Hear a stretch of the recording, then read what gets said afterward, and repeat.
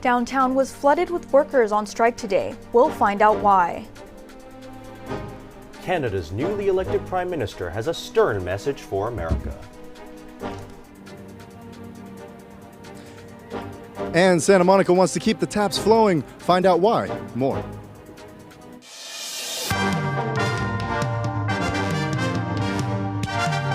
Annenberg TV News is next.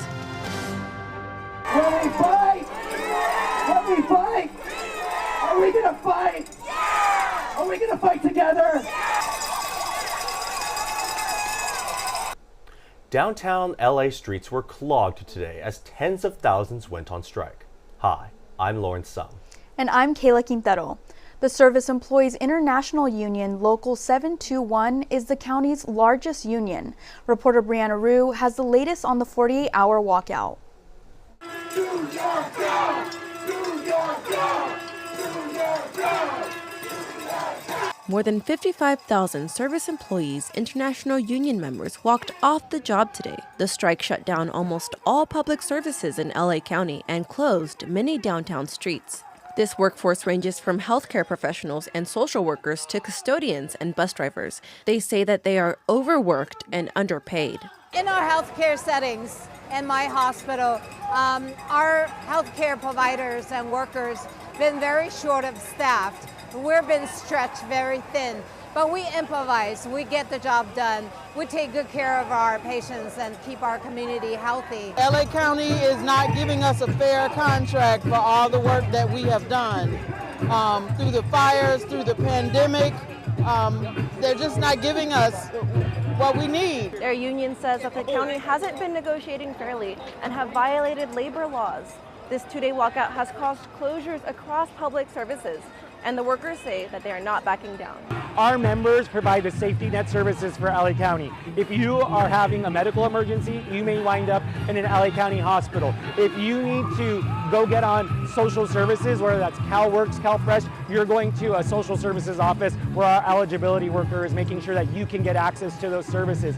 If you are going to a public library because you can't afford to buy books or you want a quiet place to study, you are going to where our members work. LA County's Chief Executive Office says it's disappointed in the union's decision to strike and claims unprecedented costs on their budget. That includes the cost of fighting wildfires and paying out $4 billion to settle thousands of sexual assault claims. The strike is set to last until 7 p.m. tomorrow. The county says that it has made fair and responsible counter proposals that it wishes the union would consider, but workers say that it is not enough. When you think of the film industry, you likely think of California, especially Hollywood. But other states are trying to steal the work away. The battle over production locations comes at a time when filming of TV shows and movies is already down in LA because of COVID-19 and Hollywood strikes. A California state lawmaker has introduced a bill aimed at bringing more film and TV shoots back to LA. If it becomes law, production companies shooting in LA and SoCal will get a 35% tax credit. We talked to a film student working in the business. So the 30-mile radius is basically just a radius where they have certain incentives for filming in Los Angeles. So that's why they tend to film a lot in LA. But the problem is LA is obviously super expensive and they've been outsourcing a lot to Georgia. That's why a lot of the Avengers movies were filmed in Georgia. They're even sourcing out of the country. These are the states giving Hollywood a run for their money with tax incentives. Georgia has a 20% tax credit. New Mexico and Louisiana may be attractive to productions with 40% tax incentive. And New York is giving 30% back for shooting there. It saddens me that they're having trouble keeping productions here, but a part of me hopes that I can sort of go back home and there'll be more opportunities where I'm from. No, I think it's cool. I think anything to incentivize art and media and having people's personal stories being told is excellent. And I think if there's an incentive that gives people a break on paying excess, I'm all for that. Despite the tax credit, California has already spent over $3 billion in incentives to try and keep productions from leaving Hollywood. Homeland Security deported 2 mothers along with their 3 U.S.-born children to Honduras. One of the children is a 4-year-old boy battling stage 4 cancer. It comes as the number of ICE raids seems to be ramping up. Civil rights groups say many are being detained and deported without due process. The White House defended sending the children who are U.S. citizens with their mothers, saying they didn't want to separate families. We're going to respect parental rights. When you're deporting an illegal alien and they want to bring their kids with them when they leave, of course we're not going to stand in the way of that. The Trump administration announced they have deported nearly 150,000 undocumented migrants in the president's first 100 days. President Trump is trying to break us so that America can own us. The Liberal Party of Canada, led by Prime Minister Mark Carney, won in last night's parliamentary election. This is the 4th consecutive victory for the Liberals. But Liberals fell short and are projected to form a minority government, meaning they will need help from other parties to pass legislation. To form a government in Canada, Liberals will need to work with one of the smaller parties to have a majority. Liberals secured 169 seats, or 44% of the vote, while Conservatives won 144 seats, or 41% of the vote. 172 seats are needed for a majority. 30 seats were won by other parties. The Conservative Party leader was among those who lost re-election.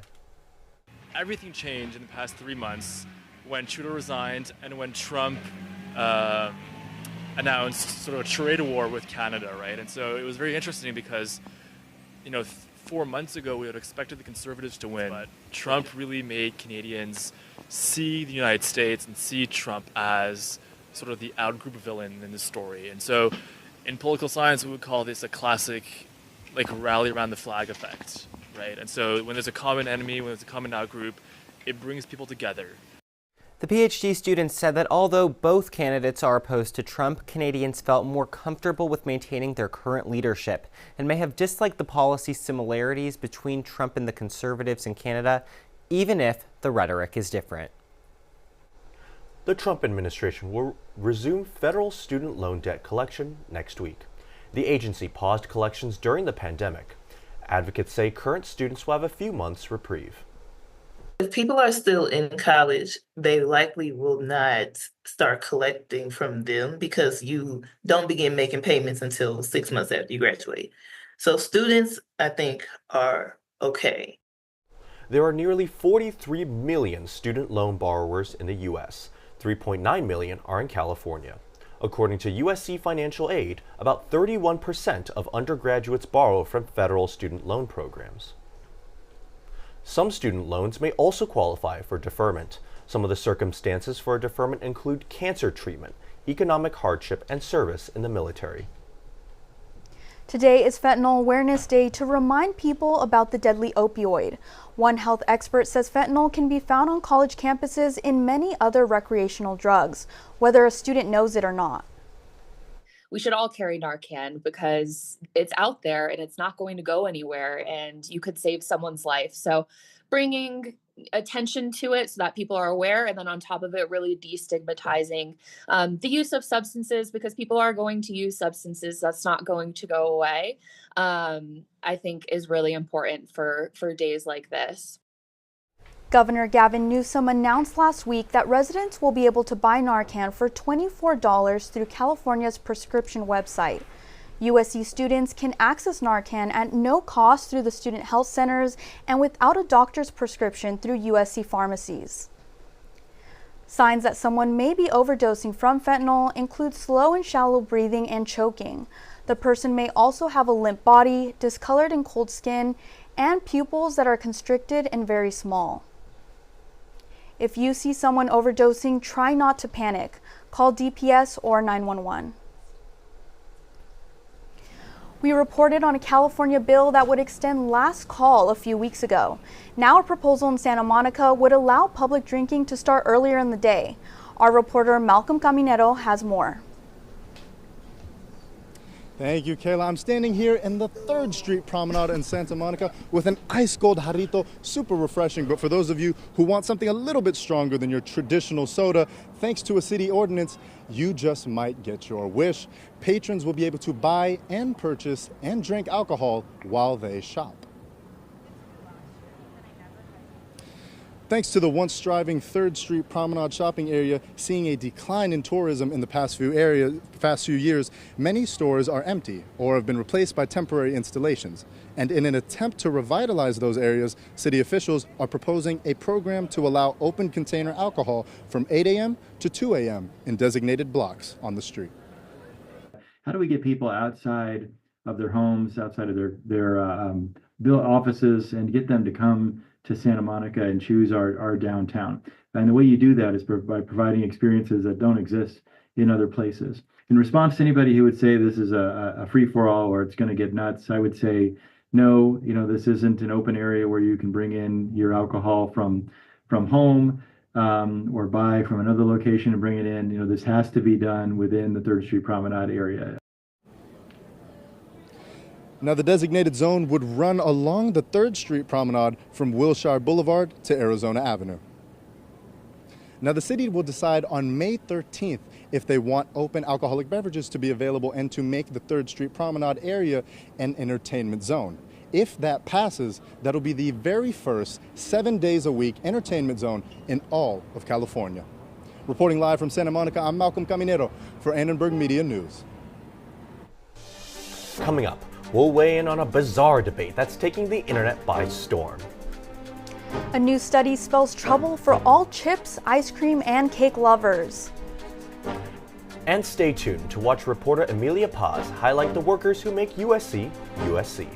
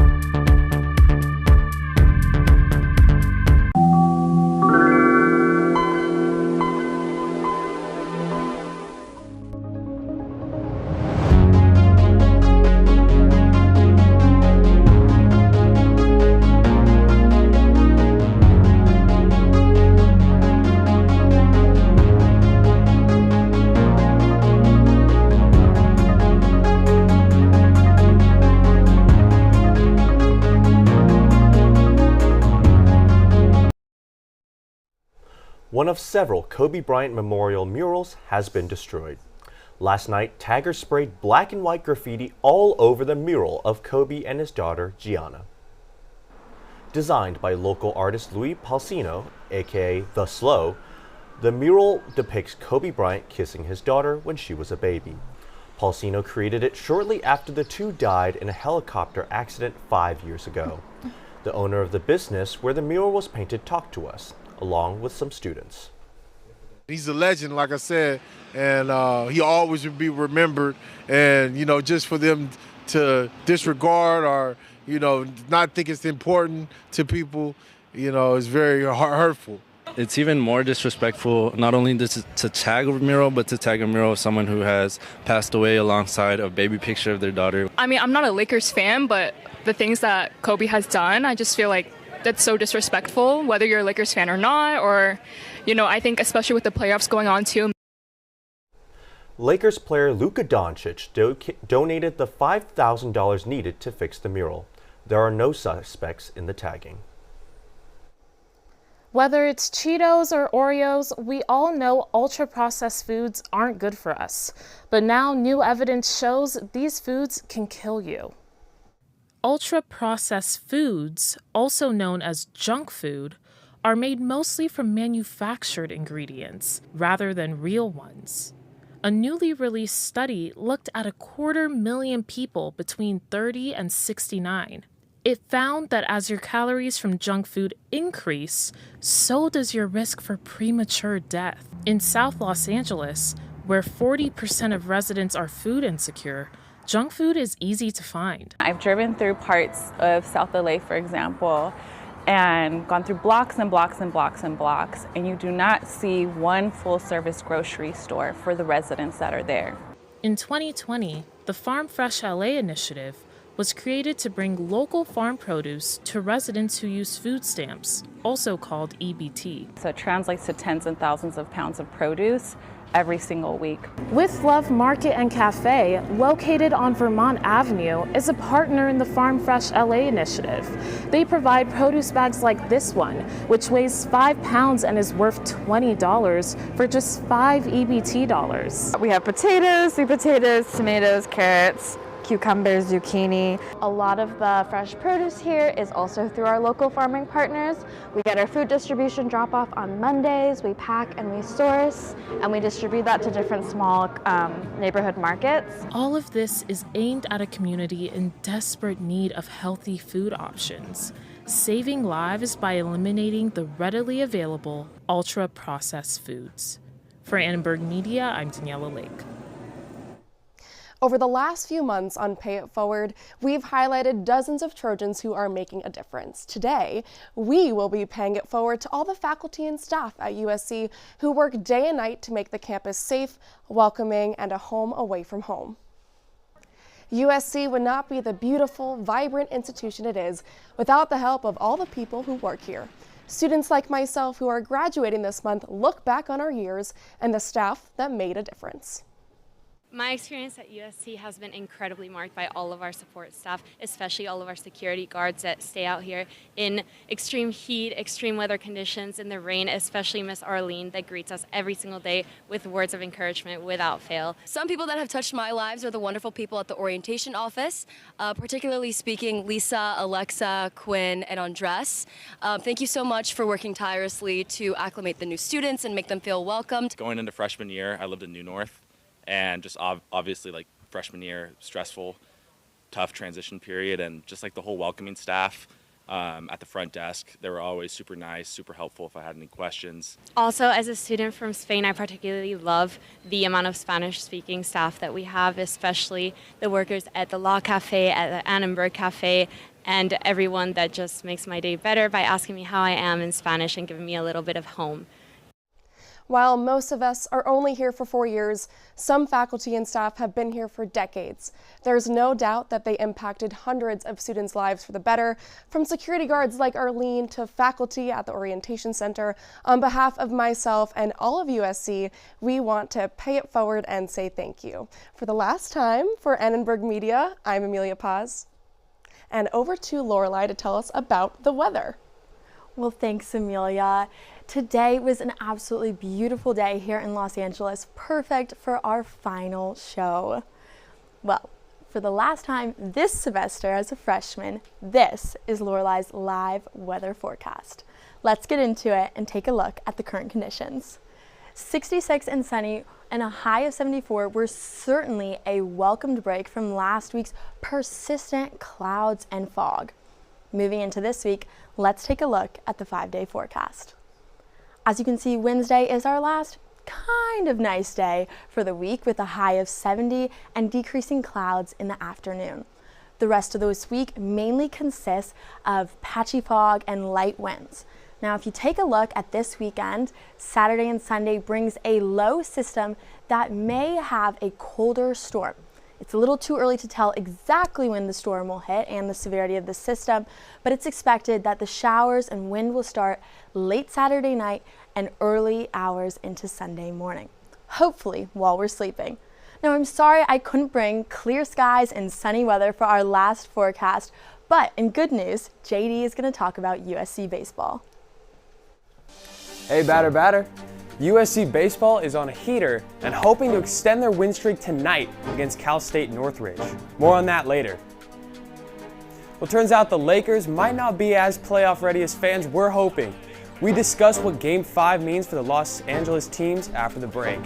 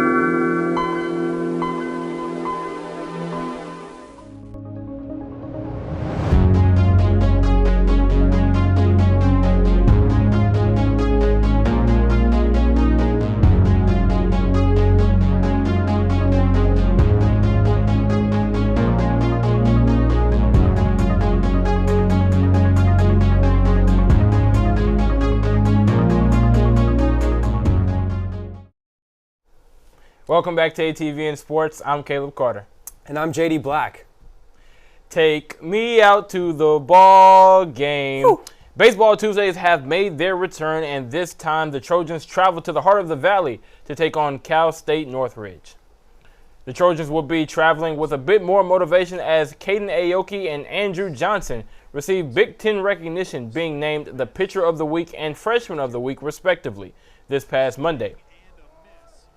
The current score for the game against the Matadors is currently 0-0, but we'll be sure to have you tune in to ESPN Plus after you finish watching ATVN and check out the Trojans as they continue their battle against CSUN.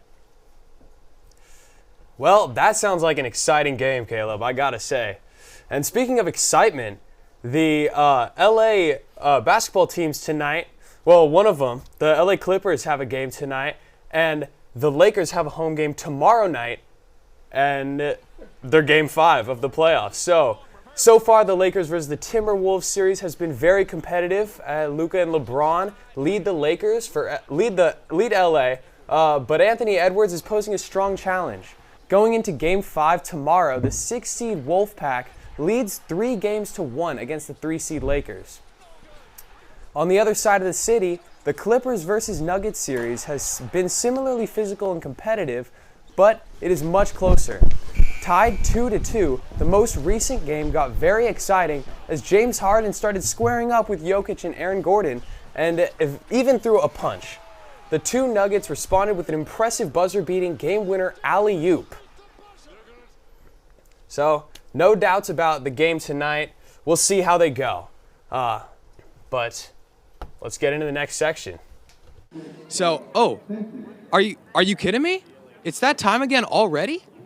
Caleb, back to you in the studio. Welcome back to your favorite segment of the week, the segment where you end up scratching your head, spitting out your drink, or asking your grandma, "Are you kidding me?" Well, now it's time for the moment we've all been waiting for. It's time to highlight incredible accomplishments that make you ask, "Are you kidding me?" Hello and welcome to the best segment in all of sports television. You see, we're at the couch, so JD, let's have some fun. What do you got for us? Well, I got Jasmine Koo.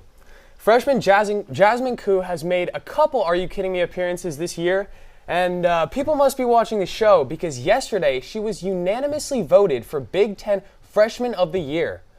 On top of this, she was awarded First Team All-Conference. So for one last time this year, women's golf for Jasmine Koo. Are you kidding me? You know, JD, that's not bad, but for the last Are You Kidding Me of the show, we have to come a bit better than that. So I want you to take a listen to these accolades. An Olympian, a first-team All-MPSF, and the third Trojan to ever be named the MPSF Newcomer of the Year. That would be none other than water polo phenom Emily Osmus. So JD, I mean, all due respect to Jasmine Koo, but what Emily Osmus did, that makes everyone at home ask, "Are you kidding me?" Yeah, I gotta say, Caleb, that's impressive stuff, but all I gotta say is Jasmine's got 3 more years to work with, so let's just see. She might be the 4th, right? Maybe. So, over to you, Kayla. Thanks, guys. Up next, we'll offer our take on the internet's most pressing question. Who would win in a fight, 100 men or 1 gorilla?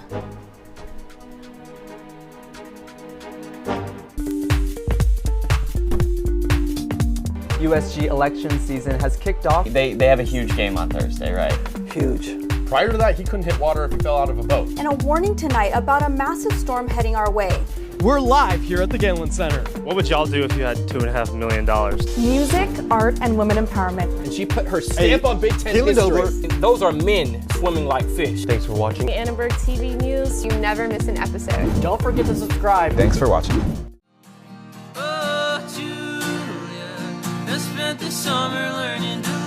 So, live from the Halo is USC Annenberg's take on NPR's Tiny Desk concerts.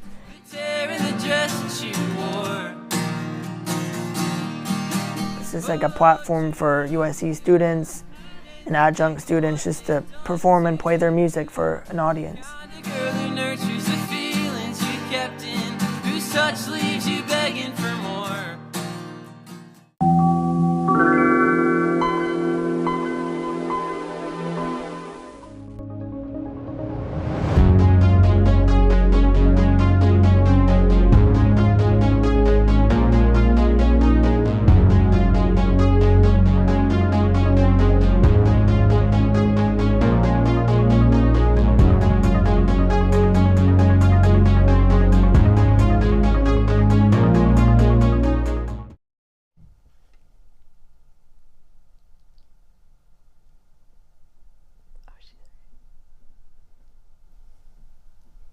Of a gorilla.